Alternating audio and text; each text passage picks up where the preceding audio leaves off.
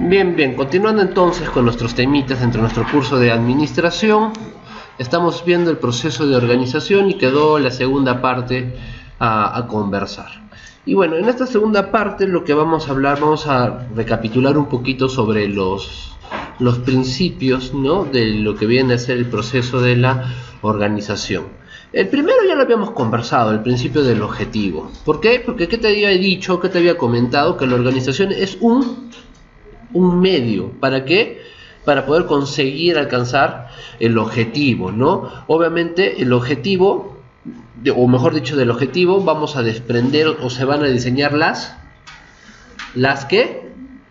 estrategias. Y este objetivo está, de cierta forma, es coherente con la misión, con lo que hace la empresa.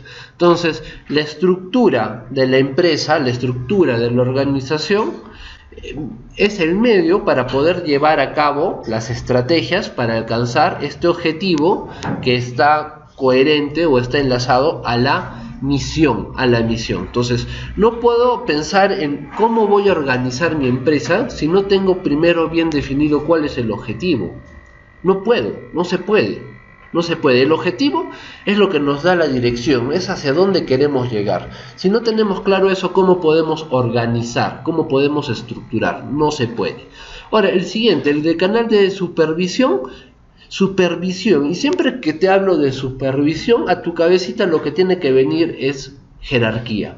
¿Qué quiere decir? Que hay alguien que supervisa, hay alguien que tiene la autoridad, ¿no?, que va a ser jefe, que va a tener un puesto de jefe, y también van a ver los que están debajo de esa autoridad, que podrían ser los subordinados, o como se le llama actualmente, ¿no?, colaboradores, ¿no? Jefe y sus colaboradores. Antiguamente era jefe y subordinados, ¿no? Solo que más bonito suena ahora el tema de los colaboradores. Entonces, cuando hablamos de supervisión, estamos hablando de jerarquía. Hay una jerarquía mayor y hay una jerarquía menor. Y lo que debe existir cuando hablamos de jerarquía es comunicación. Debe haber una comunicación entre el jefe y sus colaboradores, entre los colaboradores y sus jefes. ¿Estoy siendo claro? Muy bien. El tercer principio, el principio de espacio y control. Esto también está definido por el espacio físico, ¿ah? Acá se refiere, por eso se llama espacio control. Tenemos bien definidas ya las áreas de una organización, los puestos de una organización. Ahora la pregunta es, ¿dónde van a trabajar esas personas? ¿Cuántas personas van a trabajar en ese espacio, en esa oficina? Por ejemplo, vamos a pensar en el área de producción. Digamos que en el área de producción van a trabajar 5 personas. El espacio donde van a trabajar esas 5 personas tiene que ser un espacio adecuado para sus máquinas, un espacio con la correcta iluminación, un espacio con la correcta ventilación. ¿Cuántas personas pueden estar en ese espacio? 5 personas. Y esas 5 personas van a ser supervisadas. ¿Por quién? Por el supervisor de operaciones. ¿Me estoy dejando entender? A eso se refiere con espacio control, porque en ese espacio físico donde están estas 5 personas con sus 5 máquinas, vamos a controlar que lo que están haciendo en efecto vaya acorde a lo que se ha planificado. ¿Me dejo entender? ¿Estamos? Eso es espacio control. Ahora, el principio de dirección control está más que todo referido a lo que es la autoridad. Y cuando hablamos de autoridad, tenemos de la manito va una palabra que empieza con R. ¿Cuál? Responsabilidad, ¿no? Y esta autoridad y esta responsabilidad está balanceada. Es decir, que una persona que tiene cierto tipo de autoridad no puede tener más responsabilidad que la autoridad que tiene. Y viceversa, no puede tener más responsabilidad que su autoridad. ¿Me dejo entender? A eso se refiere. Por eso se llama principio de equilibrio control. Porque ¿qué es lo que tiene que estar en equilibrio? Esta autoridad con esa responsabilidad. ¿Quién tiene más responsabilidad y más autoridad en una empresa? El gerente general. ¿Por qué? Porque tiene más autoridad, por lo tanto tiene más responsabilidad. ¿Quién tendría menos responsabilidad y menos autoridad? Puede ser un operario de producción. De repente, si volvemos a nuestro ejemplo de la zapatería, el operario que está cortando, ¿no? ¿Cuál es su responsabilidad? Que corte los cueros con las medidas, nada más. Ahí llega su responsabilidad. ¿Estamos claros? Muy bien, principio... ese era el siguiente, me he pasado ya. Era de autoridad, responsabilidad. El que te acabo de comentar es ese, el de autoridad, responsabilidad. El de dirección, control. Ya. Es que el jefe, ¿ya? O el que tiene mayor autoridad, tiene control sobre sus subordinados. Pero ¿a qué se refiere con esto de tener control sobre sus subordinados? Solo control respecto a las actividades y las tareas que tienen que hacer sus subordinados. O sea, él tiene que controlar. Cuando hemos hablado de controlar, lo que hemos dicho que controlar es comparar o verificar que lo que se está haciendo vaya acorde a lo planificado. Para que quede más claro esto de dirección, control. Imaginemos que el área de producción tiene que producir 500 zapatos. Eso es lo que tiene que producir. Entonces tenemos los operarios. ¿Qué tiene que hacer el jefe de producción? Tiene que controlar que los operarios de corte, de armado, de pegado, como quieran decir, realmente estén cumpliendo sus actividades para poder lograr cumplir o llegar a los 500 zapatos. ¿Me dejo entender? Entonces el supervisor tiene que revisar que en efecto estén todos los moldes cortados para esos 500 zapatos. Que los que estén armando a tiempo, ¿no? Los 500 zapatos, que el que tiene que empaquetarlos los empaquete de la manera correcta para que ya estén listos para poder distribuir los 500 zapatos. ¿Me dejo entender? Muy bien.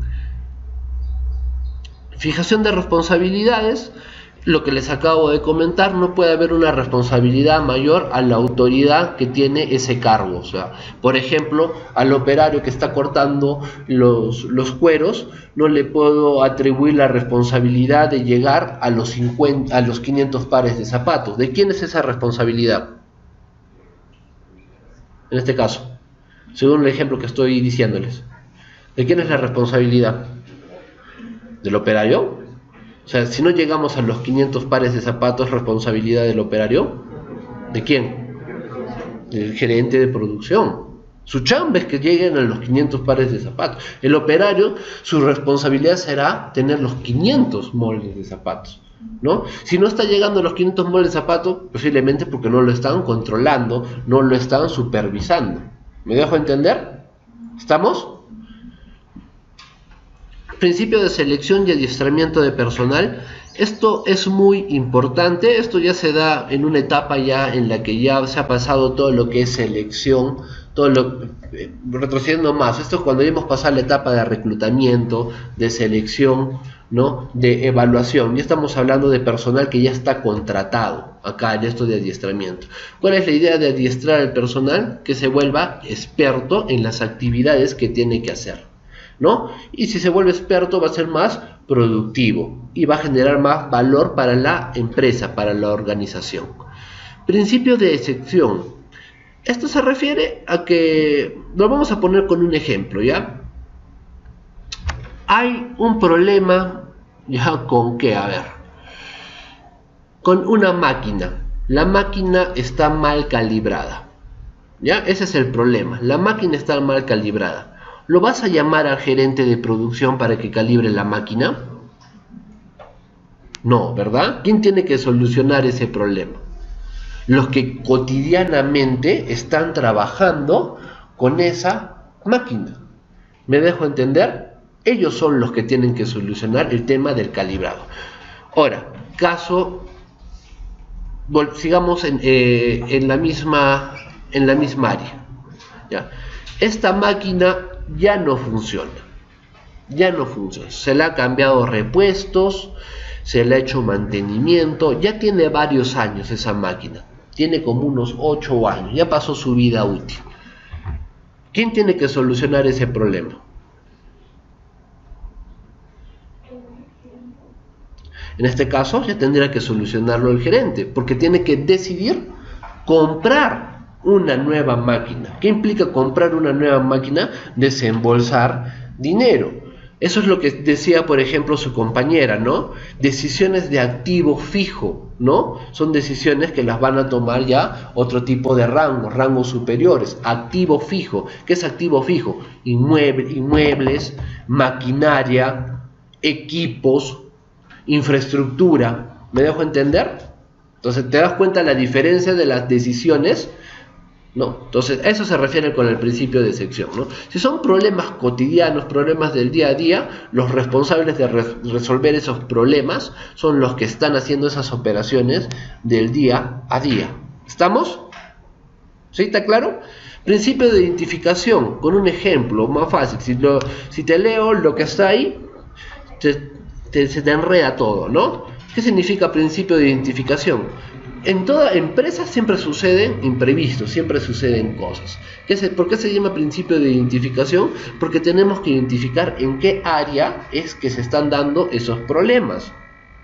Porque no podemos, como les acabo de comentar, enredar las cosas, ¿no? Si hay un problema en ventas, tenemos que identificar el problema en ventas y solucionarlo ¿dónde? En ventas, ¿no? Si hay un problema en producción, lo he identificado y lo soluciono en producción. No vamos a pretender darle solución en el área comercial a algo que está sucediendo en el área de producción. Por eso, primero, ¿qué tengo que hacer? Identificar dónde se está dando ese hecho, ese acontecimiento, ese problema, porque allí es donde lo tengo que solucionar. ¿Estamos? Por eso se llama principio de identificación. Este principio, el siguiente, el de simplicidad, también es súper sencillo.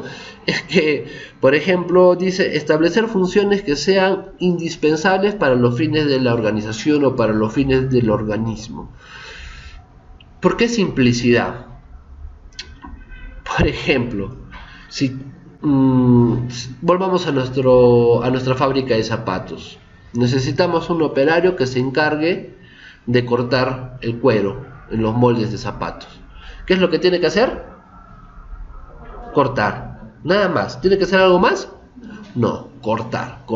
No vas a pedir pues como requisitos que sea pues un ingeniero industrial con experiencia de 3 años.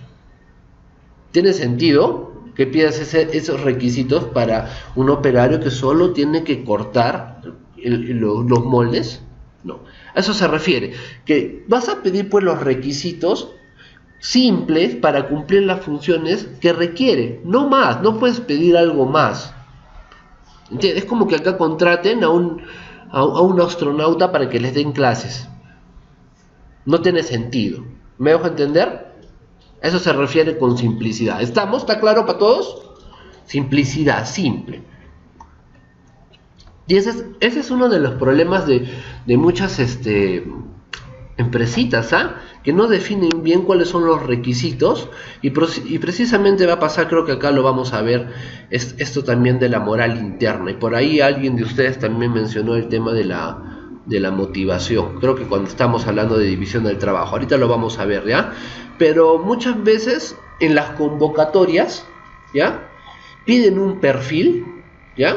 Piden un perfil X y cuando van a trabajar es otra cosa, totalmente diferente a lo que estaban pidiendo en la convocatoria. ¿Cómo se siente la persona que llega a obtener ese puesto de trabajo ya cuando está trabajando? Se siente mal, ¿no? Dice, esto no es para lo que estaba postulando, ¿no? ¿Pero es su culpa? No, es culpa incluso de la misma organización que no sabe definir el perfil para el puesto de trabajo para el cual necesita una persona, ¿ya? Por eso es importante la definición del puesto de trabajo. Y esto va relacionado con la moral interna. La moral interna se refiere al grado de compromiso, al grado de identificación que tiene el personal hacia su empresa, ¿no? O sea, la moral está alta, elevada, cuando estamos hablando de trabajadores que tienen este grado de pertenencia alto, ¿no? Que se sienten felices, orgullosos de trabajar en dicha empresa. Todo lo contrario sería personal que está desmotivado, personal que no le gusta el lugar donde está trabajando. ¿Cómo estaría la moral? Por los suelos, bajísima. La unidad de mando se refiere a la jerarquía, ¿no? Al jefe y a los subordinados, al jefe y a sus colaboradores, ¿no? Los colaboradores tienen que darle solo respuesta de sus acciones a un solo jefe. No se puede tener más de un jefe porque esto puede causar incluso conflicto de intereses y los colaboradores no sabrían a quién obedecer, incluso estarían asustados. Uno me ha dicho A, el otro me ha dicho B, ¿a quién le hago caso? Si le hago caso al que me ha dicho A, después el que me ha dicho B me va a reclamar, me va a llamar la atención. Entonces por eso no, por eso la unidad de mando, unidad, un solo jefe. ¿Estamos? Un solo jefe. Principio de jerarquía, que se refiere a la cadena de mandos, ¿no? La jerarquía, ¿dónde vemos la jerarquía? En el organigrama, ¿no? Ahí podemos ver la jerarquía. ¿Quién es el jefe de quién? ¿Quiénes son los subordinados de quién? ¿No? Eso es lo que estamos viendo. ¿A quién se le responde? ¿A quién se le ordena? Eso es lo que vemos. Eso se refiere a jerarquía. El principio de especialización, mira lo que te dice acá, el principio de especialización lleva a la creación de áreas, lleva a la creación de segmentos, lleva a la creación de secciones. Esto de la especialización se va a ir dando a medida que también va creciendo la empresa, a medida que la empresa se va haciendo más grande, tiene que especializarse para poder también cubrir las nuevas exigencias de la demanda. Pero esto de la especialización proviene de la división del trabajo. ¿Ya? Cuando lleguemos a esa parte lo voy a hacer más detallado con muchos más ejemplos. Y acá está el tema de la centralización y la descentralización, que ya lo habían comentado sus compañeros en la sesión anterior, ¿no? Y esto está más que todo enfocado a quién toma las decisiones, ¿no? Si las decisiones siempre los toman los puestos, digamos, de alta gerencia, solo ellos, siempre tiene que pasar por ellos todas las decisiones, estamos hablando de una organización muy centralizada, ¿no? Descentralizada es cuando este poder tomar decisiones se lo dan a otras personas, ¿no? Que también puedan tomar decisiones. Entonces lo que nos indica es que lo que se aconseja es que las decisiones sean más centralizadas cuando son decisiones pues de tipo estratégico, ¿no? De tipo normativo incluso, ¿no? ¿Cuándo debería ser una decisión centralizada? Cuando se cambie, por ejemplo, el objetivo de la organización. Eso debería ser una decisión centralizada. ¿Me dejo entender? Porque es el objetivo de toda la organización. Decisiones descentralizadas deberían ser pues decisiones más que todo de carácter táctico, de carácter ejecutivo, ¿no? Por ejemplo, problemas que puedan suceder en el área de comercial o en el área de producción. El gerente de producción o el gerente comercial debería tener el poder de tomar decisiones en ese momento, en esas áreas. ¿Por qué? Porque imagínate esperar todo el tiempo que demoraría en comunicarle toda esta información a niveles más superiores y esperar su respuesta. Implicaría mucho tiempo. Imagínate paralizar la producción hasta que esperes que te respondan. ¿Me dejo entender? Pero esto de la descentralización y la centralización también va a ir, vamos a decir, variando o descentralizando a medida que también va creciendo la organización. Como te digo, en un inicio, un emprendimiento es un todista. ¿Por qué le digo todista? Porque haces pues todo, ¿no? Tú eres el gerente, tú eres el contador, tú eres el repartidor, tú eres el productor, eres todo, ¿no? Porque estás empezando. Después poco a poco vas a ir creciendo y ese crecimiento te va a llevar a una división del trabajo. Ese crecimiento te va a llevar a una especialización. Ese crecimiento te va a llevar a una departamentalización. Porque vas a ir creciendo, Y te das cuenta que cuando vas creciendo, ¿qué es lo que más necesitas? Personas. ¿Y dónde vas a ir ubicando esas personas? ¿Dónde? En las distintas áreas. ¿Y dónde vamos a ver esas distintas áreas? En el organigrama. Y estas personas que voy a ir, digamos, requiriendo cada vez más, es porque mis objetivos también han ido cambiando, ¿no? Entonces, ahora lo que vamos a ver, ¿ya? Porque esto ha sido un repaso de los principios, vamos a entrar a ver un poco más detalle el tema de la división del trabajo. Esto de la división del trabajo conlleva a la departamentalización, ¿ya? Y a la especialización, ¿ya? De ahí parte la departamentalización y la especialización. Ahora, la división del trabajo, ¿ya? La división del trabajo es dividir, ¿ya?, el trabajo en varias actividades, ¿ya? ¿Para qué? Para hacerlo más productivo, para hacerlo más eficiente. Y esta división del trabajo, como dice acá, te lleva a la especialización y por ende a la departamentalización. Un ejemplo de cómo sería esto de la división del trabajo y por qué les decía que sus compañeros no lo tenían muy claro. Imagínense, yo en un inicio quiero vender sillas. Ese es mi emprendimiento. Produzco y vendo sillas. Entonces yo, ¿qué hago? Compro la madera, ¿ya? Verifico que la madera esté en buenas condiciones. Después de que he verificado que la madera esté en buenas condiciones, tengo que cortar la madera, cortarla en piezas. Después de que ya tengo las piezas cortaditas, ¿qué tengo que hacer? Tengo que armar la sillita. Después de que he armado la sillita, ¿qué tengo que hacer? Tengo que darle una lijadita por ahí, y después ¿qué tengo que hacer? Darle una pintadita, tengo que esperar que seque y después tengo que revisar que en efecto pues la silla esté en términos de buena calidad. ¿Cuánto me he demorado en hacer una silla? 2 horas, una silla, ¿ya? Entonces al día, si trabajo 8 horas, ¿cuántas sillas puedo hacer? 4 sillas, ¿no? 4 sillas. Entonces, ¿dónde viene el tema de la división del trabajo? Que voy a contratar a una persona que se va a encargar de la verificación de la madera. ¿Cuál va a ser su chamba? Verificar la madera. Otra persona que se va a encargar de cortar la madera. Otra persona que se va a encargar de armar la madera. Y otra persona que se va a encargar de pintar la silla que ya está armada. Estas personas todas a la vez han estado trabajando 2 horas. En esas 2 horas se lograron producir 10 sillas. ¿Cuántas hacía yo solo? En 2 horas estoy hablando. Una. Con la división del trabajo, en esas 2 horas, ¿cuántas horas se hace? 10. ¿Gracias a qué? A la división del trabajo. ¿A qué llevó esta división del trabajo? Al que el que resecciona la madera se vuelve un especialista en madera, es un experto, él sabe cuál es la mejor madera. Que el que corta la madera se ha vuelto experto ¿en qué? En cortar madera. Y el que arma se ha vuelto experto en armar sillas. Y el que pinta se ha vuelto experto en pintar. ¿Dónde empezó todo eso? Con la división del trabajo. Por eso, ¿qué es lo que te he dicho? ¿Qué es lo que quiero que recuerdes? La división del trabajo, ¿qué te lleva? A la especialización. Se han vuelto especialistas a partir de la división del trabajo. ¿Está claro?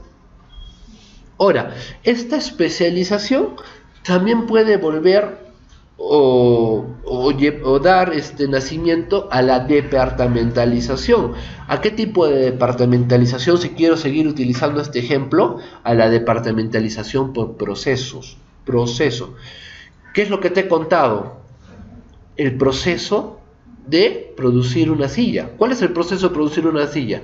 Verificar la madera, cortar la madera, armar la silla, pintar la silla. Todo es un proceso. Entonces, ¿cómo puedes departamentalizarlo? Área de verificación, digamos, ¿ya? Área de corte, área de armado, área de pintado. ¿Te das cuenta? Y ahí si quieres le pones área de comercialización. ¿Cómo está departamentalizada mi organización o mi empresa?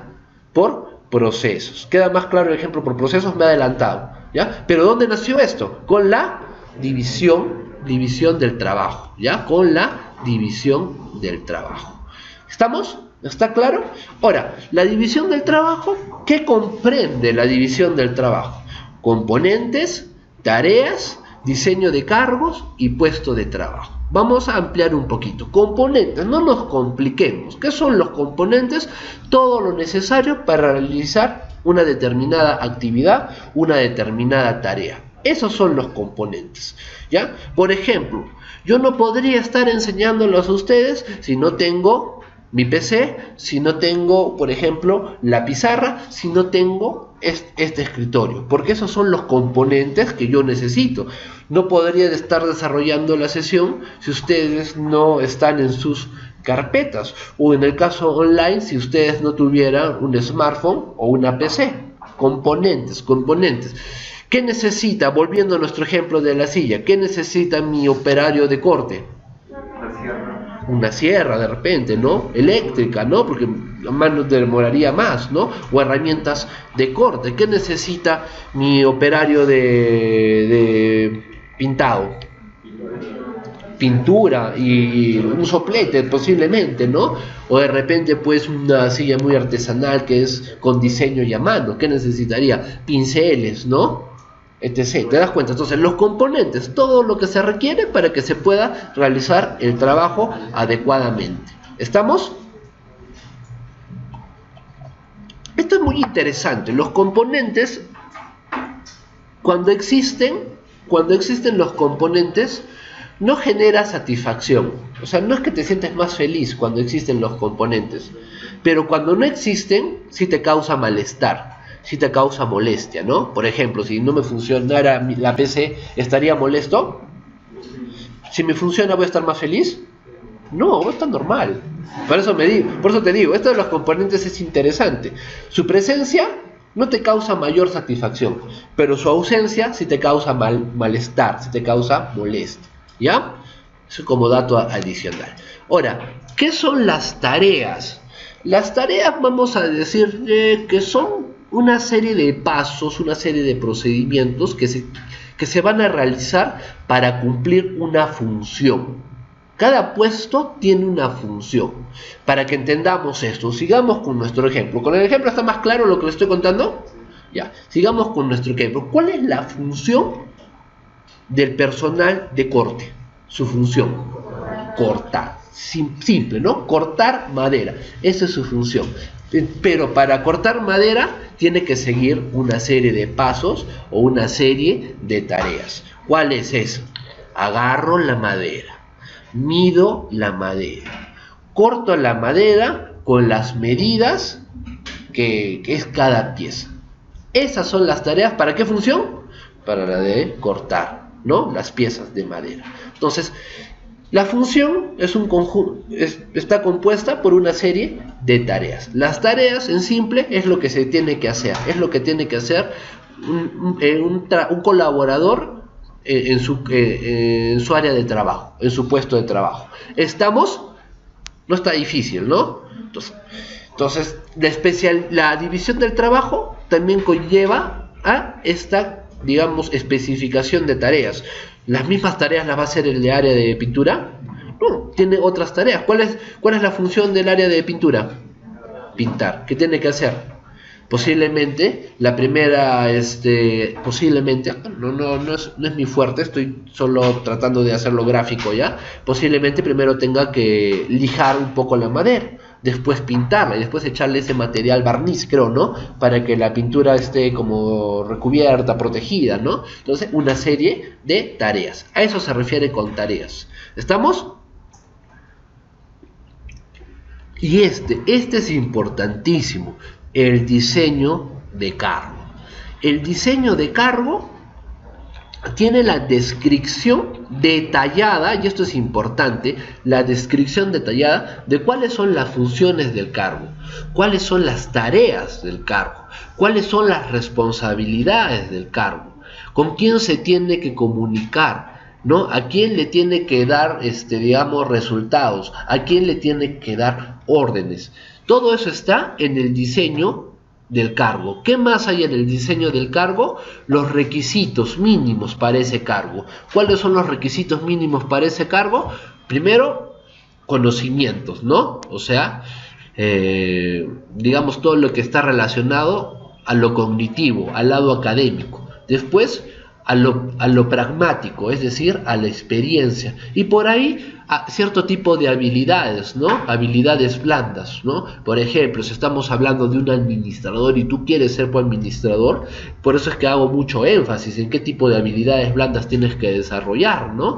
Por ejemplo, toma de decisiones, trabajo en equipo, comunicación asertiva, ¿ya? Liderazgo, entre comillas, porque ya vamos a tener tiempo de hablar el tema de liderazgo, ¿no? A eso se refiere, ¿ya?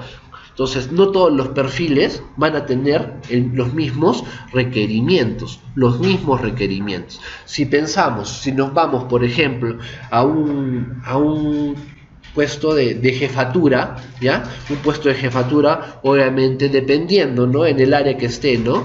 Podemos pensar, ¿no? Ya vamos a hablar de la jefatura comercial. ¿Qué necesitamos? Necesitamos administradores, ¿no?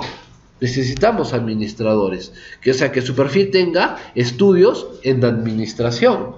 Si estamos hablando del área comercial, ¿experiencia en qué? En ventas, ¿no? Si estamos hablando del área comercial, ¿qué tipo de habilidades blandas? Comunicación asertiva, liderazgo, trabajo en equipo, porque estamos hablando de ¿qué? De ventas. ¿Todo eso dónde va a estar? En el diseño del cargo, solo en la parte de requerimientos, ¿no? ¿Cuáles van a ser sus funciones? Por ejemplo, sus funciones será alcanzar la meta, ¿no? De ventas presupuestada, ¿no? Para alcanzar la meta presupuestada, ¿cuáles van a ser sus tareas? ¿No? Coordinar con el equipo de ventas, ¿no? La distribución por vendedor, por zonas o por clientes. ¿Me estoy dejando entender? ¿Todo eso dónde está? En el diseño del cargo. ¿Cuál es el problema? Que cuando no está bien diseñado el cargo, hacen mal las convocatorias.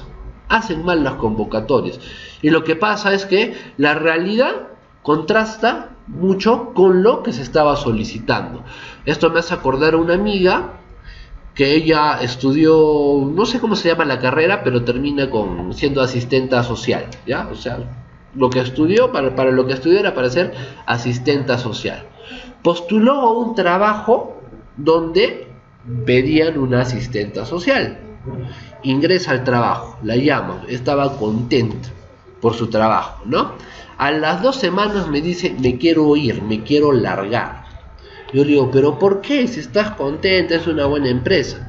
¿Por qué? Porque me están pidiendo otras cosas, me están pidiendo como si yo fuera de recursos humanos, me están pidiendo que haga planillas, que vea horas extras, que haga el tareo del personal, y yo no hago esas cosas porque yo soy asistenta social. Al final le llegó y renunció. ¿Por qué? Porque el perfil no era en realidad lo que se hacía en ese trabajo, ¿no? Por ejemplo, yo creo que lo que ha pasado acá con la jefatura de acá no era por culpa del jefe, era por culpa del mal proceso de selección y evaluación. Muchas veces llega una persona buena a un puesto incorrecto, ¿no? ¿Fue su culpa? No, lo seleccionaron mal. Yo votaría a todos los que hicieron el reclutamiento, porque me han hecho perder tiempo y me han hecho perder plata. ¿Por qué? Tiempo por todo el tiempo que ha estado esa persona y plata por todo el tiempo que se le ha pagado. No. ¿Por qué? Por un mal reclutamiento. ¿Ya? Pero ¿dónde parte todo eso? Acá, en el diseño del cargo. ¿Ya? Y el puesto del trabajo es el puesto que ocupa esta persona dentro de la organización, ¿no? Por ejemplo, volvamos a nuestro operario de corte de cuero de zapato. ¿Dónde es su puesto? Vamos a decirle en el área de corte, ¿ya? Si quieres. ¿Y dónde está el área de corte? Muy bien, en producción, ¿no? Entonces, ¿qué es el puesto de trabajo? Simple, ¿no? Es el puesto que ocupa dentro de la organización. Un vendedor, ¿cuál es su puesto? ¿Dónde está? Ventas, comercialización, si quieres, ¿no? Dentro de la organización. Ese es el puesto de trabajo. ¿Para qué nos complicamos? ¿Está claro todo lo que les he explicado? ¿Dónde se miran los puestos de trabajo? el organigrama. Acá nos mencionó algo muy importante, ¿no? El puesto de trabajo es el nexo pues, que existe entre la persona y la organización, ¿no? Es lo que mantiene unido, es lo que une una persona con la empresa, ¿no? Estos puestos, como bien nos mencionó su compañero, pueden tener cierto tipo de recompensas intrínsecas y extrínsecas. ¿Qué se refiere a algo intrínseco? Algo intrínseco es algo que nace de ti, interno, por eso intri, ¿no? De interno, ¿no? Intrínseco. Por ejemplo, la satisfacción personal, que tú tú trabajas porque tu trabajo te gusta, te genera satisfacción. Eres feliz haciendo lo que haces, independientemente de lo que te pagan, independientemente del lugar, tú eres feliz porque haces lo que te gusta, ¿no? Que es una motivación extrínseca. Es algún beneficio que tú esperas obtener, pero que no nace de ti, no nace de ti. Por ejemplo, yo les digo, la mayoría de alumnos trabajan con motivaciones extrínsecas, es la verdad, ¿no? Todos los que salgan a exponer van a tener puntos de participación.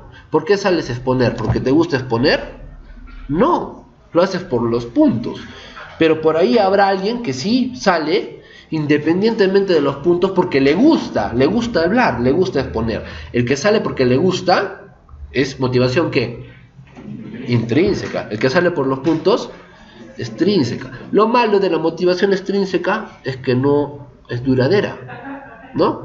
En algún momento yo no quiero ponerles puntos. Entonces ustedes ¿qué van a hacer? Van a dejar de exponer, ¿no? ¿Ven? Eso es lo malo. ¿Ya? ¿Está más claro? Miren, este me gusta. Y este link se los he dejado a ustedes. Lo voy a abrir. Uy, ¿cómo se pasa la hora? ¿Cómo se pasa la hora? Ah, no lo puedo abrir acá. No tengo internet. Espérense.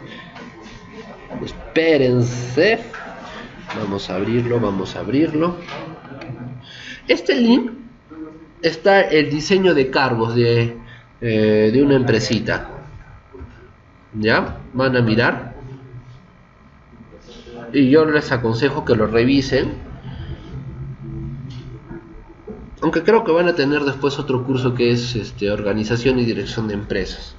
No sé si ya lo están llevando o lo van a llevar. Ahí van a hacer esto de diseño de cargos, de manual de organización y funciones, ¿ya? De organización de personal. Ahí seguramente van a ver, ¿no? Miremos este link que les he dejado. Acá, por ejemplo, vamos a mirar el diseño de cargo, ¿ya? Mira, vamos a ver. Vamos a mirar de quién. A ver, miremos del asistente de contabilidad, ¿ya? Solo para que miremos. Miren. Lo estoy agrandando, caracho. A la mano creo que tengo que dar, ya. Ahí está. O sea, si nos fijamos, a ver. Lo único que está un poco desordenado. Responsabilidades, ¿no? Pero no. No, el siguiente, ¿ya? Auxiliar de archivo. Ya todo el personal, todo, desde el más importante hasta el más chiquito, tiene que tener su descripción de cargos. Todos, absolutamente todos. ¿Qué hace un auxiliar de archivo? Realiza la identificación y organización de hojas de vida del personal de la compañía, ¿no? ¿Qué requisitos? Bachiller o técnico en áreas administrativas, ¿no? ¿Con quién trabaja? Con recursos humanos y el área comercial. ¿Qué estamos viendo ahí? Coordinación y comunicación, ¿no? ¿Por quién es dirigido? ¿Quién es su jefe? Director de recursos humanos. Experiencia en área de archivos. Habilidades blandas que le piden, por ejemplo, comunicación oral, comunicación escrita, ¿no? No voy a leer todos, ¿no? Responsabilidades, ¿no? Recibir del asistente de recursos humanos los folders de los empleados para ser archivados, ¿no? Trabajar en forma coordinada y armónica con el equipo de trabajo. Otra, llevar los controles de préstamos de hojas de vidas necesarios para conocer el estado actual y ubicación de las carpetas, bla, bla, bla, bla. Pero ¿a qué voy? Que mira, está colocándome sus funciones, sus responsabilidades, ¿no? Es un montón, tiene un montón. Acá están los componentes, ¿no? Equipos, teléfono, escritorio. Y así está de varios, ¿no? Por ejemplo, también está de en este caso del gerente general, por ejemplo, ¿no? ¿Con quién trabaja? ¿No? La experiencia, las habilidades. Todo eso, ¿dónde está? En la descripción del cargo. La descripción del cargo. ¿Estamos? Muy bien, sigamos entonces. ¿Y eso a qué nos lleva? ¿Te has dado cuenta? La división del trabajo nos llevó a la especialización y eso también nos llevó a ¿qué? A la departamentalización. ¿Qué es la departamentalización? Agruparlos, ¿no? ¿Por qué? Por departamentos, por secciones, por áreas, ¿no? Tenemos diferentes tipos de departamentalización dependiendo también de las actividades de la empresa, ¿no? Esta es la más clásica, digamos, una departamentalización funcional, por funciones, ¿no? Gerente de finanzas, gerente, acá falta, imagino que es comercial, ¿no? Gerente de personal. No creo que sea comercial porque acá está el gerente de ventas, ¿ya? Pero es por funciones, es por funciones. También lo puedes poner, ¿no? Producción, comercialización, ¿no? Dependiendo de cómo va creciendo tu empresa y de qué tipo de empresa tengas. ¿Estamos claros? Es la más clásica, la más fácil. Por productos. Por productos es en el caso de empresas que tienen muchas líneas de productos. ¿Ustedes conocen, por ejemplo, la empresa 3M? ¿Nunca han oído de la empresa 3M?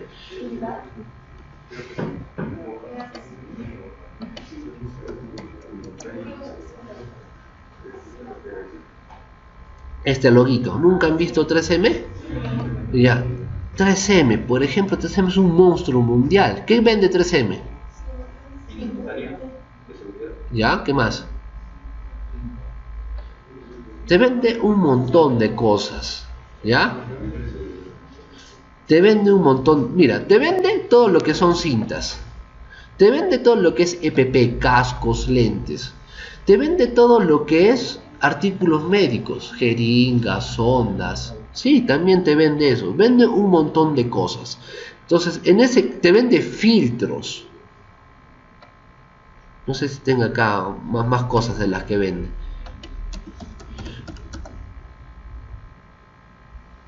O el mismo al licor. ¿Qué vende el licor?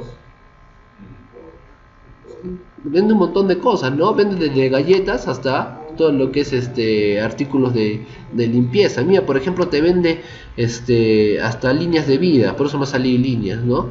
Entonces, acá este tipo de empresas, de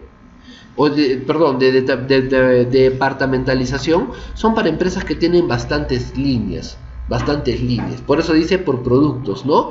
Me voy a tengo la línea, digamos, de cintas, la línea de cascos, la línea de artículos médicos. ¿Estamos?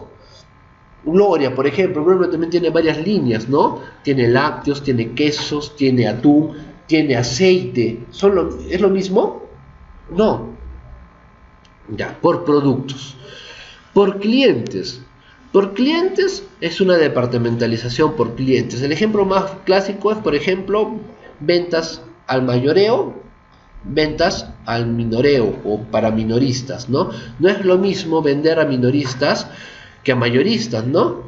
Con mayoristas de repente no tienes que hacer tantas visitas, sino más coordinaciones, porque te van a pedir grandes volúmenes y grandes pedidos. Con minoristas se va a requerir más vendedores, porque tienes que estar yendo a sus puntos de venta, estar tomando sus pedidos, viendo qué necesita, viendo qué más le puedes enganchar. ¿Te das cuenta? Es diferente. Y mira, este está interesante. Y ventas al Estado, ¿no? Con el Estado es a través de ¿qué? De licitaciones. Entonces, ¿qué tienes que hacer? Tienes que armar propuestas, tienes que consultar a más proveedores, tienes que reducir de repente ahí tu margen de ganancia para que puedas competir con otras propuestas. ¿Me dejo entender? Por clientes.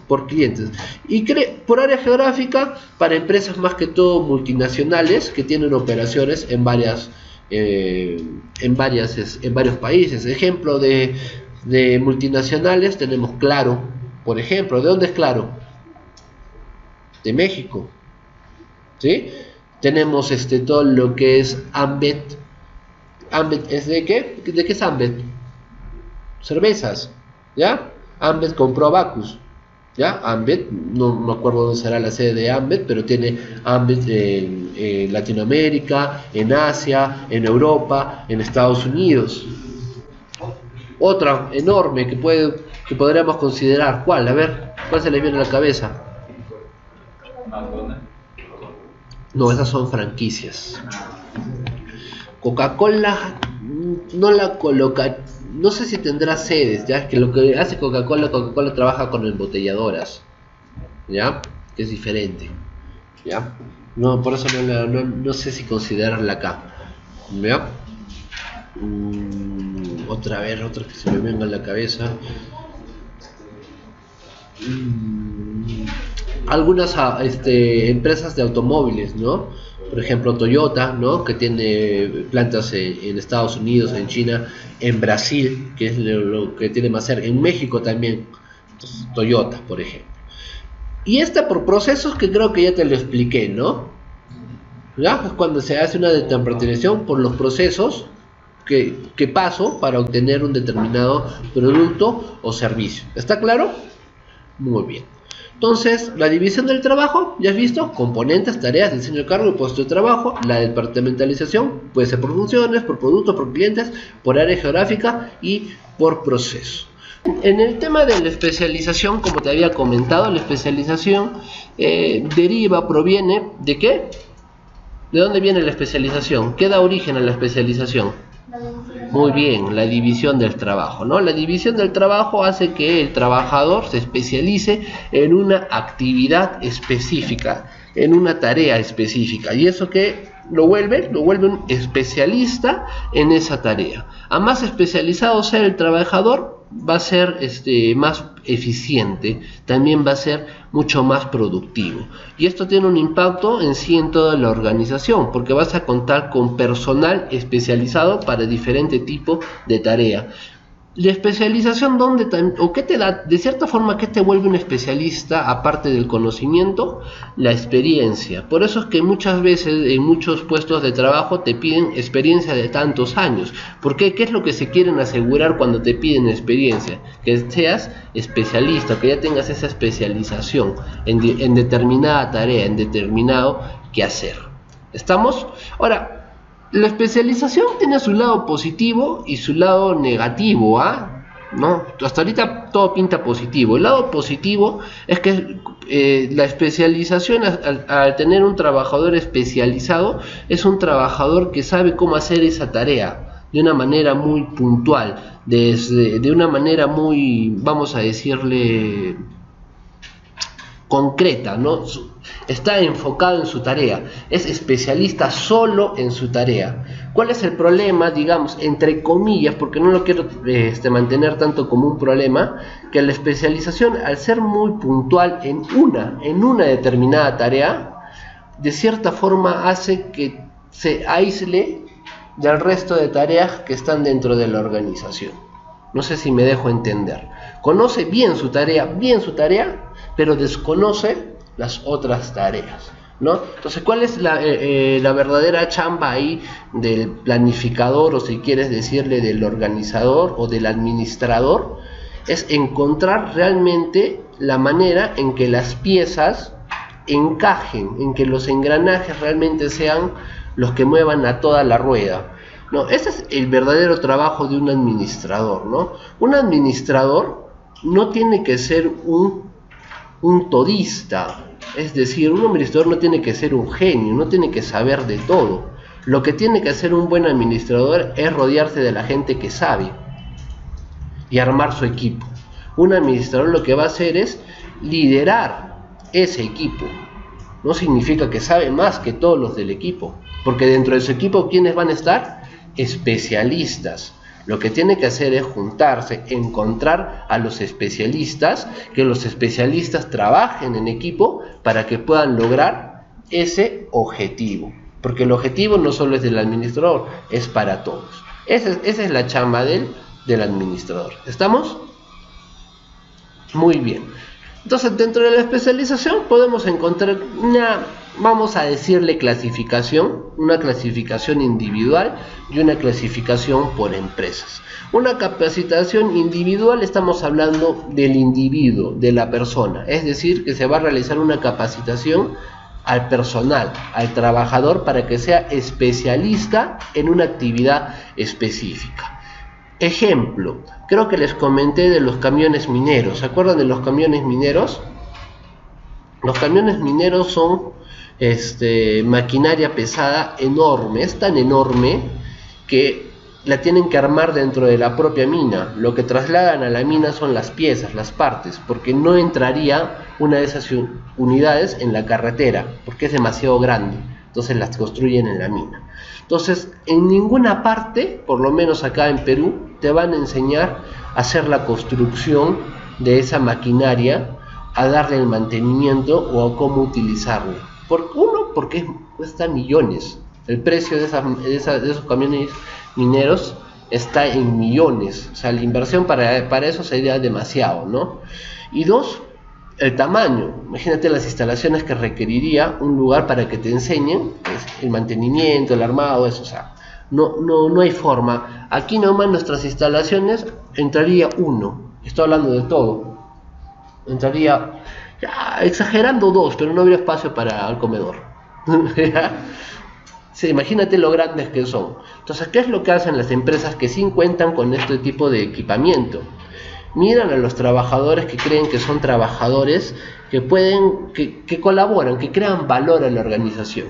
Y digamos, dicen, Pedrito, tú ya tienes acá ¿cuántos años? Tienes unos 3 años, eres un trabajador responsable, siempre estás colaborando, siempre estás apoyando, te vamos a mandar a Alemania o a Japón para que te hagas la especialización en mantenimiento a camión minero. ¿Por qué los mandan a Alemania o a Japón? Porque allí es donde están las plantas que producen este tipo de vehículos, y ahí es donde los hacen especialistas. Claro, después firman un contrato en el que no se pueden ir de la empresa por 5 años más o menos, ¿ya? Pero les pagan un sueldazo, o sea, contentos están, sí, y encima están especializados. Después de 5 años se pueden ir de la empresa, ¿sí? Y se pueden ir a otra empresa con un mejor sueldo. ¿Por qué? Porque son especializados y porque no van a encontrar otro trabajador que tenga ese conocimiento y esa experiencia. Esa es la especialización individual. ¿Qué es la especialización empresarial o la especialización por empresa? Cuando una empresa se hace especialista en cierto rubro, ¿no? Tenemos empresas especialistas ¿en qué? En logística, por ejemplo, se encargan de todo lo que es logística, en alquilarte almacenes, en control de inventarios, en transporte, en distribución. Su especialidad es logística. Empresas especialistas en logística.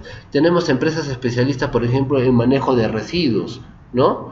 Tenemos empresas especialistas en manejo de, en este caso creo que les puse acá, residuos tipo aceites, ¿no? Hay empresas que van a diferentes empresas solo a recogerle los aceites para procesarlos, para ver si se pueden reutilizar. Esa es su especialidad, muy especialista en eso.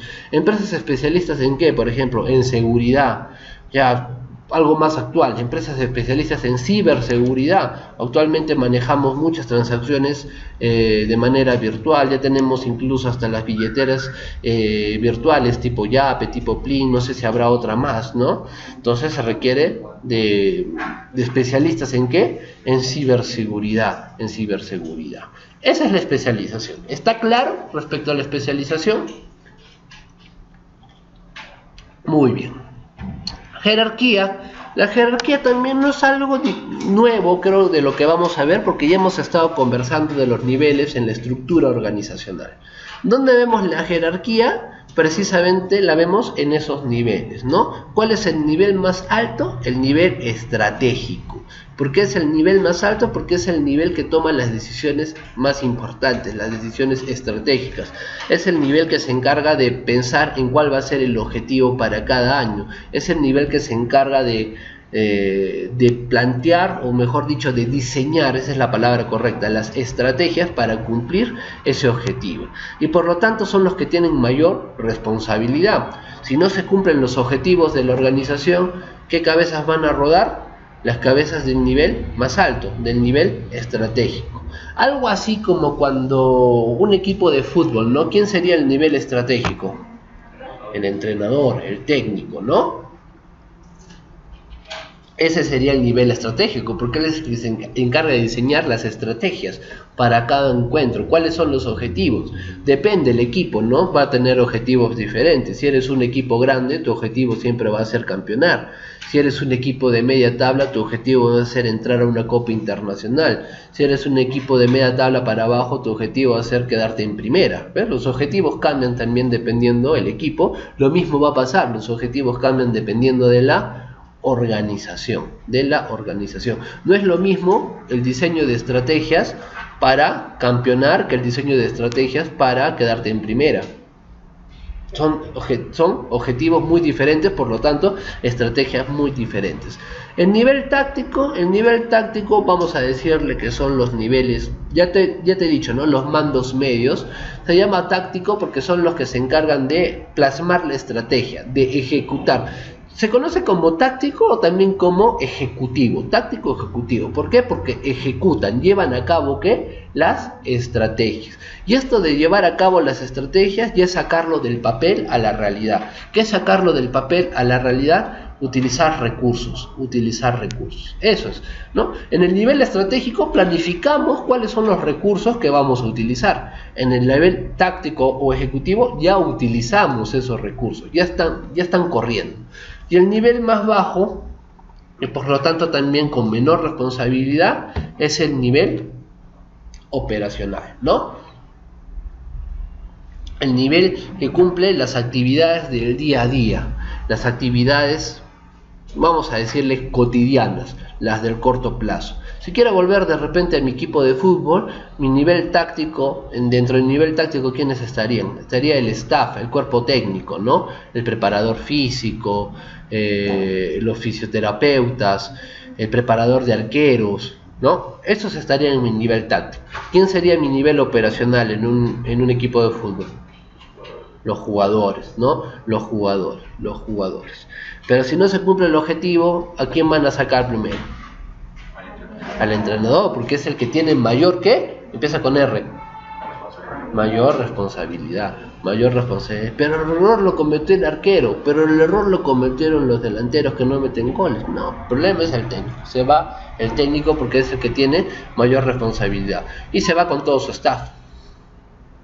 ¿Ya? Y estamos agregando uno más que englobaría en sí a toda esta pirámide, que sería el nivel de control.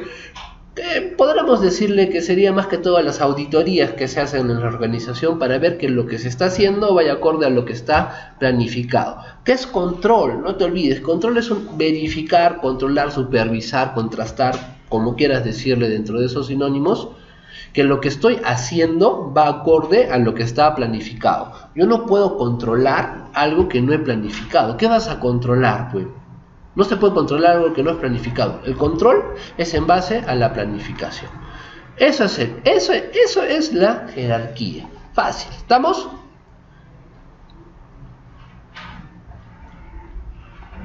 ¿Qué va de la mano con la jerarquía?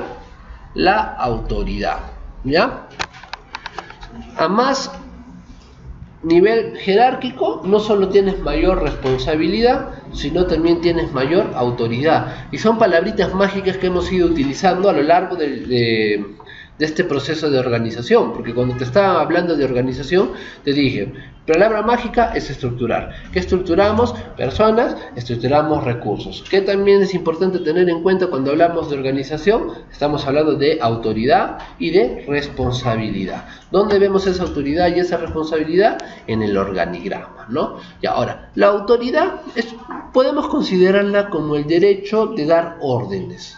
Y no solo el derecho de dar órdenes, sino de esperar que realmente se cumplan estas órdenes, pero también te da la autoridad para controlar de que se estén llevando a cabo las órdenes que se han dado. ¿Me estoy dejando entender? ¿Ya? Esa es la autoridad. Eso es el derecho. Hagámosla simple. ¿Qué te da la autoridad? Te da un derecho. ¿Derecho a qué? A dar órdenes.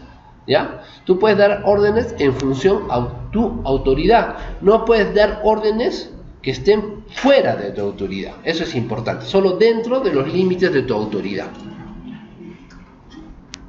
Tenemos dos tipos de autoridad. La autoridad lineal y la autoridad de staff. ¿Ya? La autoridad lineal la podemos ver claramente en un organigrama. Voy a ir a mi organigrama. ¿Por qué se llama lineal? Porque se mira la línea de autoridad, ¿no? Por ejemplo, tenemos al gerente general y vemos que linealmente, ¿no? Él es el jefe de todos los que están debajo del gerente general, ¿no?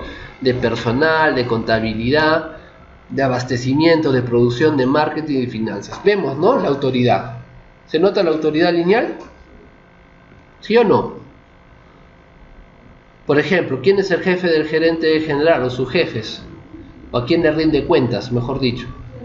Al directorio, ¿no? ¿Cómo sabes eso? Porque lo puedes ver visualmente, gráficamente en el organigrama. Esa es la autoridad lineal.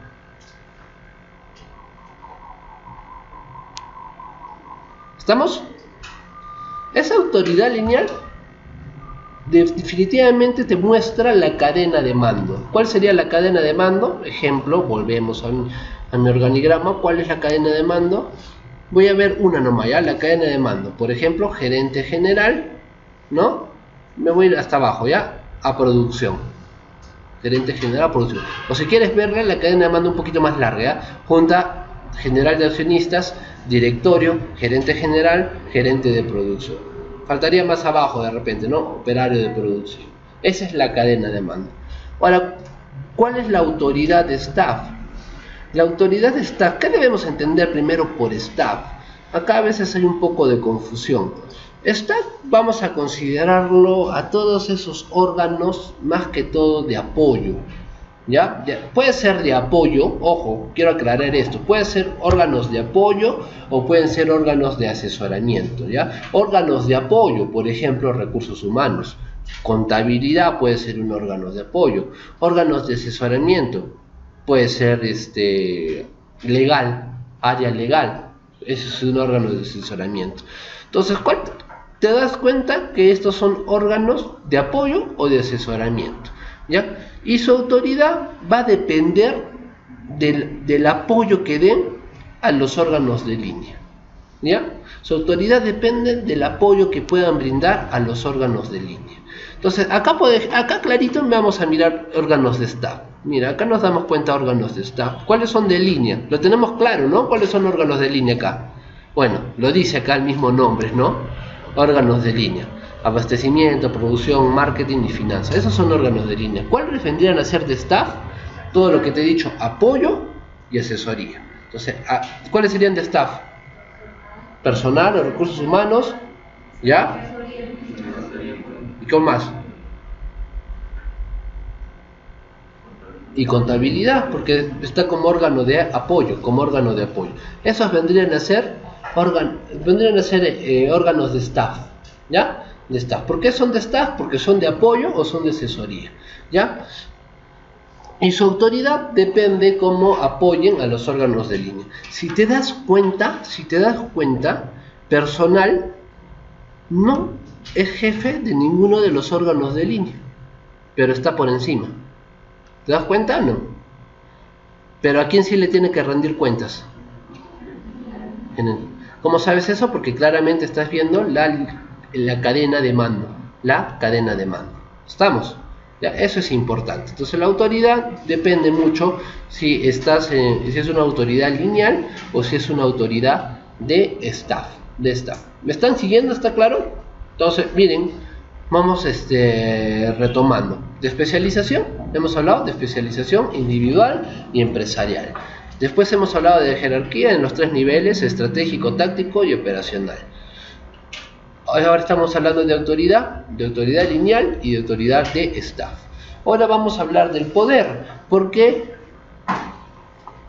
por ahí creo que en Spider-Man el tío Ben le dijo a Peter, ¿no?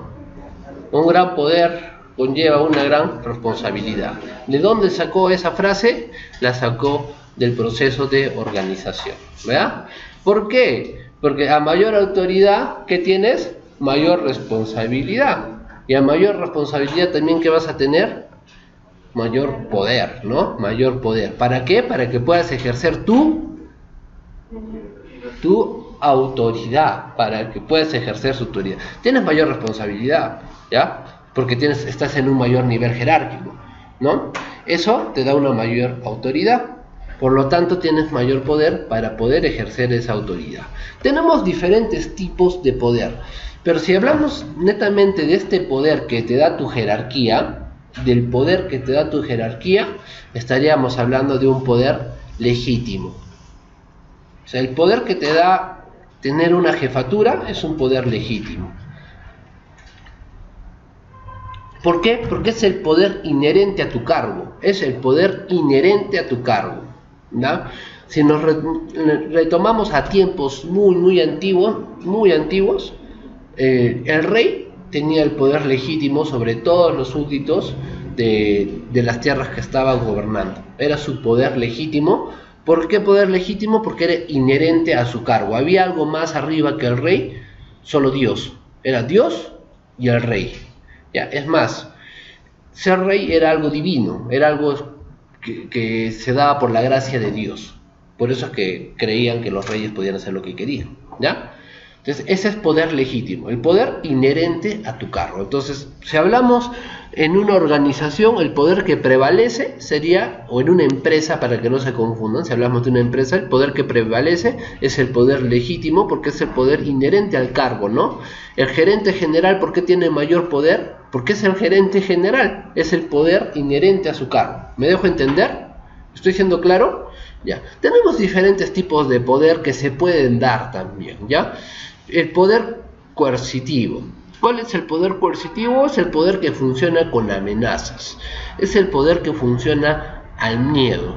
Es el poder que funciona con sanciones. Si no lo haces, te castigo. Si no lo haces, te sanciono. Este poder es muy efectivo en el corto plazo, pero a largo plazo va creando cierto tipo de resentimiento, ¿ya? Funciona muchas veces con ustedes cuando les digo, si no lo hacen, les voy a poner una mala nota, si no lo hacen, les voy a bajar puntos, ¿no? Poder coercitivo, ¿ya? Está fácil, ¿no? ¿Qué vendría a ser el poder de recompensa? Todo lo contrario. Es un poder que te va a decir que hagas algo porque te va a ofrecer una recompensa, te va a ofrecer un premio, ¿no? Por ejemplo, a los vendedores, ¿no? Si vendes y alcanzas la meta, te vamos a dar una comisión de tantos o mayor, ¿no? Si participas, te vamos a aumentar puntos. Entonces, ¿te das cuenta? Funciona, ¿por qué? Porque hay una recompensa de por medio. Este poder, este tipo de poder también es efectivo en el corto plazo, pero deja de ser efectivo cuando se acaban las recompensas, ¿ya? Entonces, no es tan recomendado. El poder legítimo, ya te lo he explicado. El poder experto se basa en el conocimiento. Por ahí habrán escuchado: a mayor conocimiento, mayor poder. Y eso es verdad, eso es muy cierto. ¿Por qué? En un ejemplo fácil. Cuando alguien no sabe, es muy fácil engañarlo. Es muy fácil influenciarlo. Es muy fácil convencerlo. Es muy fácil decirle que haga algo. ¿Por qué? Porque no sabe. O porque la otra persona sabe más. Por eso es tan fácil para algunos políticos ganar votos. Porque la mayoría de gente no sabe. No sabe. Realmente yo me pongo a pensar cuánto de los discursos que hablan la gente realmente les entiende. Yo creo que les entiende una que otra palabra, y en las palabras que entienden, ¿no? Pero es porque entendieron esa palabra, ¿no? Ya, entonces ese es el poder experto. A más sabes, más puedes influenciar. Pero si las personas de verdad tuvieran, digamos, la capacidad de saber, dirían: no, lo que tú estás diciendo no es cierto, no te tengo por qué creer, no voy a hacer lo que me pides porque no es verdad, no es cierto. ¿Entienden? Ese es el poder experto, basado en el conocimiento. Ahorita ustedes me están creyendo todo. ¿Realmente saben si es verdad? ¿Por qué? Porque no saben, pues deben de saber, deben preocuparse. Entonces, de cierta forma podría decir que uso casi todos, ¿no? Ya. Y el poder de referencia. El poder de referencia es un poder que que nace más que todo por cierta admiración o por cierta identificación con cierto líder. También se puede llamar poder carismático, ¿no? Poder de referencia. A ver, por ejemplo, ¿quién tenemos de poder de referencia? Tenemos a William Wallace. ¿Ustedes conocen a William Wallace? ¿Nunca han visto Corazón Valiente, la película? ¿Qué les pasa? ¿Qué les pasa? ¿Qué miran ustedes? ¿Qué miran? Mucho Disney miran. A ver, otro poder de referencia. A ver, ¿quién más puedo poner por un poder de referencia? Ya, Alejandro Magno, ya. Alejandro Magno como poder de referencia, ¿no? Alejandro Magno era muy joven cuando asumió el reino de Macedonia, pero tenía ese carisma, tenía ese poder de convencimiento y convenció a la gente de su pueblo para crear uno de los imperios más grandes del mundo o de la civilización antigua. ¿Ya? William Wallace, ¿por qué les puse el ejemplo de William Wallace? William Wallace era un escocés en la época en la que los ingleses estaban dominando Escocia. Entonces William Wallace vio que habían algunas cosas que los ingleses hacían y a él no le gustaban, pero en realidad lo que le pasó a William Wallace fue que mataron a su novia. Los ingleses mataron a su novia, entonces William Wallace se enojó y se rebeló contra los ingleses. Entonces muchos escoceses se identificaron con William Wallace y fueron a rebelarse contra los ingleses y lograron su libertad. Momentánea, ¿no? Porque después volvieron a formar parte de los ingleses, ¿no? Entonces, no sé, ¿cuál era la frase de William Wallace? ¿Qué prefieres? ¿Morir por tu libertad o ser libre pero vivir siendo esclavo, ¿no? Algo así. Murió, pero mucha gente lo siguió. Algún día los haré ver Corazón Valiente. Ya, ese es poder de referencia, ¿no? Cuando cumples o cuando sigues a una persona porque lo admiras, te sientes identificado. Acá en Perú, pues ¿quién sería poder de referencia acá en Perú? No se me ocurre, ¿ah? ¿Ustedes se les ocurre ahí un poder de referencia en Perú? No, porque estamos hablando de que moviliza, que mueve, te mueve.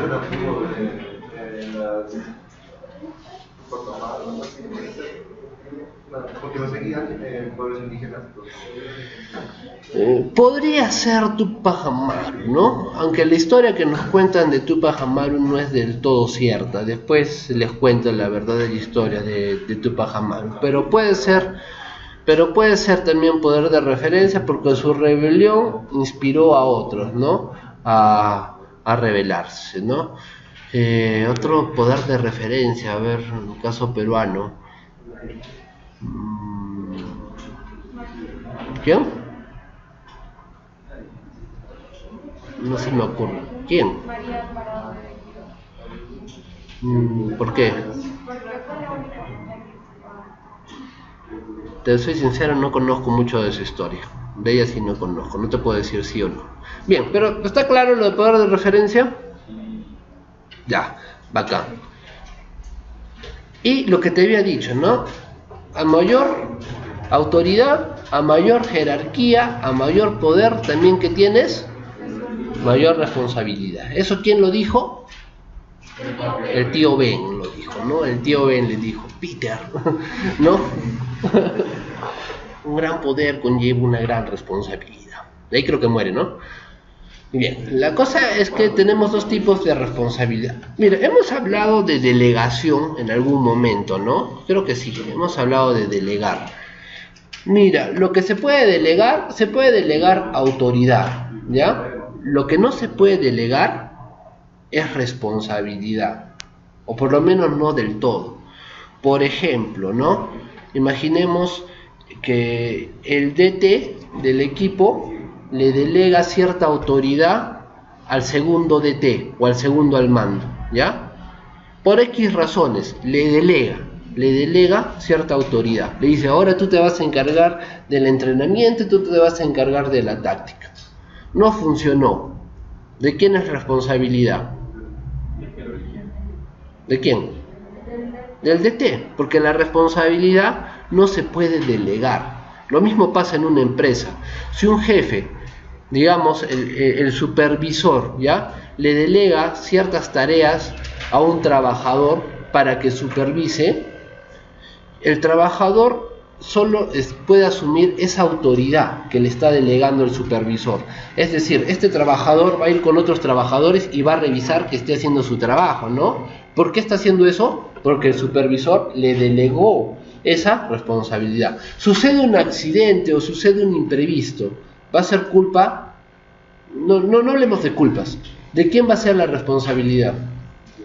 Sigue siendo del supervisor, porque no puedes delegar responsabilidad. Entiendan bien eso, ¿ya? Es como, por ejemplo, yo soy el instructor aquí, ¿no?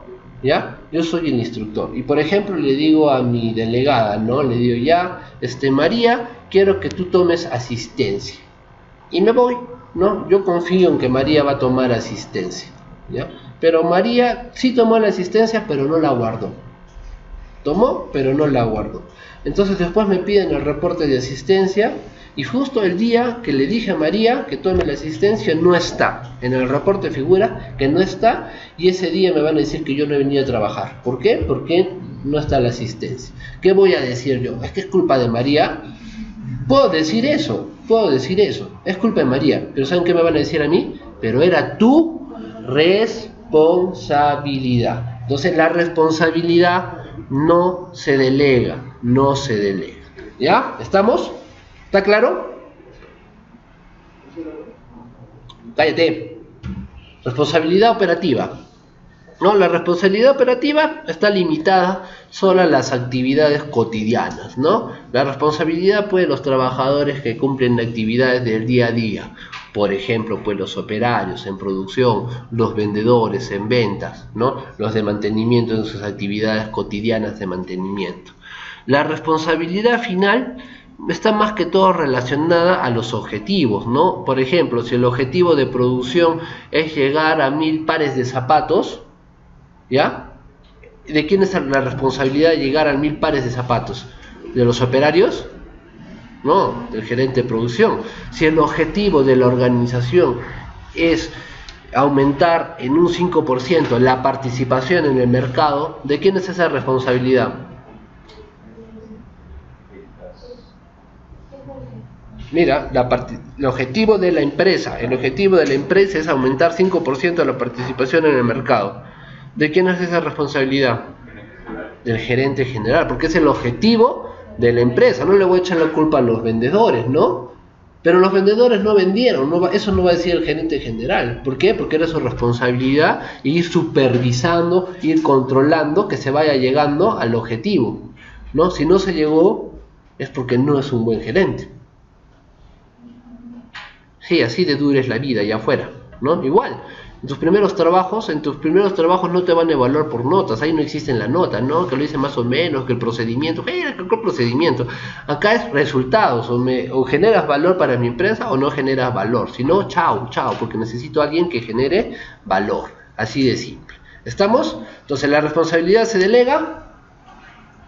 No, la responsabilidad no se delega. Unidad de mando. La unidad de mando también está bastante claro, chicos, ya lo habían explicado bien ustedes, ¿no? Es que existe un jefe, no existe un nivel superior y existe un nivel, digamos, subordinado, ¿no? ¿Cuál es la intención acá? Que los subordinados deben obedecer a un solo jefe para evitar conflicto de intereses. Por eso se llama unidad de mando. ¿Qué significa uno? Unidad viene de uno, ¿ya? Un subordinado o un conjunto de subordinados obedecen a un solo superior, a un solo jefe. ¿Está claro?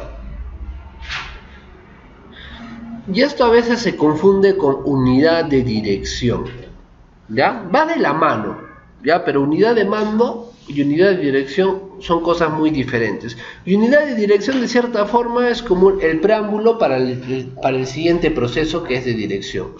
¿Qué significa unidad de dirección? Es ponerle énfasis a factores como la motivación, la comunicación, el liderazgo, para ese grupo o ese equipo de personas con el que estoy trabajando, realmente poderlas dirigir hacia el objetivo que queremos alcanzar.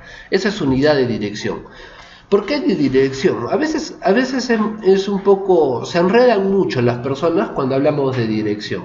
¿Dirección de qué viene? Viene de dirigir. ¿A dónde te diriges? ¿No?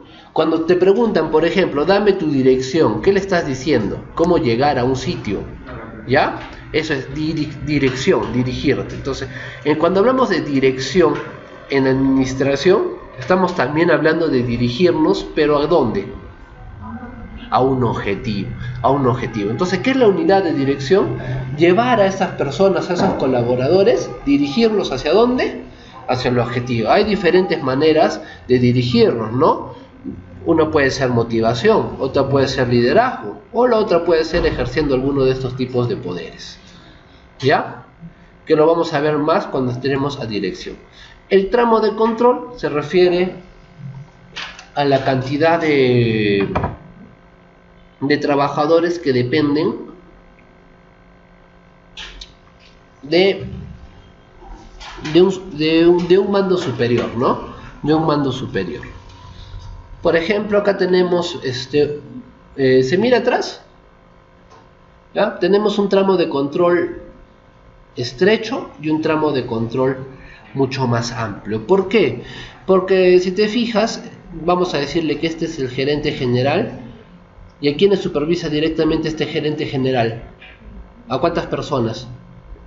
A 3. Clarito. Ahí estamos viendo que clarito. Ya. Y una de esas 3, ¿a cuántas supervisa directamente? A 2. Y es una de esas 2, ¿a cuántos? A 2. Aunque acá podríamos incluir más, porque acá ya puede ser un nivel operativo, ¿no? Pero ese viene a ser el tramo de control, ¿no? ¿Cuánta gente es la que supervisa directamente el nivel superior? Ya, este es un tramo estrecho, como te das cuenta, ¿no? Ahora, mira un tramo amplio. Este tramo amplio, ¿a cuántas personas supervisa? 9, 3, 6, 9. Entonces, te das cuenta, mucho más amplio, mucho más grande. Entonces, el tramo de control se refiere a la cantidad de colaboradores que supervisa el nivel superior. ¿Ya? ¿Estamos claros? ¿Sí? Muy bien. Y ya para terminar el tema de organización, algo muy importante que debemos de tener en cuenta es la coordinación. Esto es importante porque la coordinación va de la mano con otra palabrita que comienza con C. ¿Cuál es esa otra palabrita que comienza con C? Muy bien, coordinación va de la mano con comunicación. ¿Por qué hablamos de coordinación? Porque gracias a la departamentalización, ¿qué es lo que podemos ver? Que existen diferentes áreas en una empresa, ¿no? Y estas áreas son independientes entre sí. ¿Por qué te digo independientes entre sí? Porque lo que hace producción es muy diferente a lo que hace, por ejemplo, ventas. ¿Hacen lo mismo? No, tienen actividades diferentes. Entonces, ¿a qué se refieren con coordinación? Que estas áreas, dentro de sus actividades independientes entre sí, deben coordinar, porque si bien son áreas independientes, tienen el mismo objetivo, el objetivo de la empresa. Entonces es importante que exista coordinación y comunicación entre las áreas para cumplir con el objetivo de la empresa. ¿Estamos?